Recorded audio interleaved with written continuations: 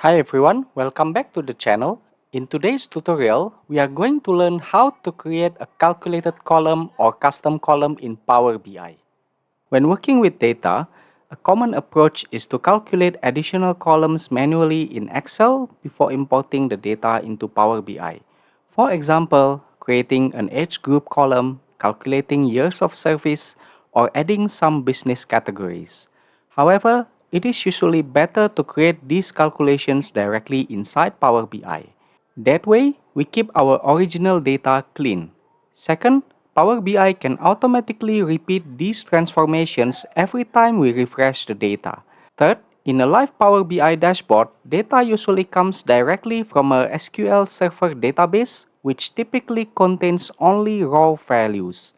In this tutorial, I will show you two practical examples, which is creating the age group column and years of service column. So let's open Power BI and get started. In this example, I have employee data with age and hire date as the columns that we will look at, and let's import this to Power BI. This is the Power BI homepage. Let's click import from data and then choose our Excel file.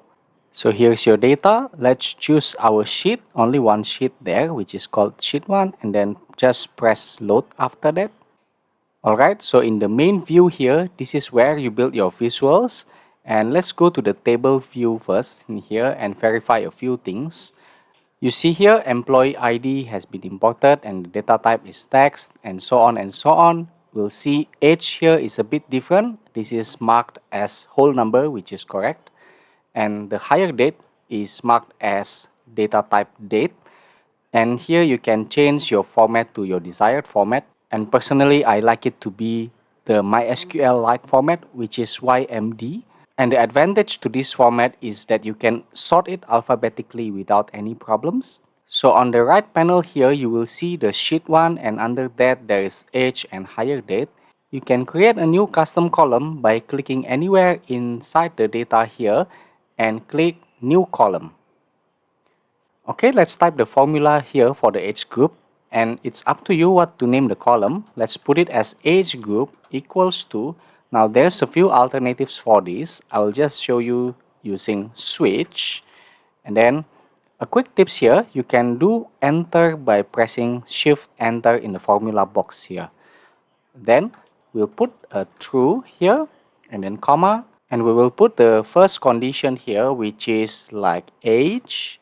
You can type age and it will automatically suggest you which column has the name age. We just choose this one, sheet 1 age, less than 25, let's just call it young, and then do a shift enter again, and then sheet 1 age, less than 50, let's call it adult, and the default value, if it's not young or adult, will be, let's call it senior. So this is overly simplified, but it works for doing calculated column. Okay, so seems like the categorization is a bit off and too broad. So there's only one young person here and the rest are adults. That's okay. That works for the demonstration purposes. The thing is, when you change this formula, all the values from the data will be updated together, as well as when you refresh the data. Now, how do you refresh the data? You can right click on the sheet here and then click refresh and data. So let's demonstrate that a little bit. Let's change the age of the persons here. Let's do like we put more young persons here. Let's do 21 for this guy and like 22 for this guy also. Press save and then come back to your Power BI and let's update the data by right clicking and then refresh data. And then as you can see here, immediately the age group of this guy, which has the age of 21, is immediately updated to young.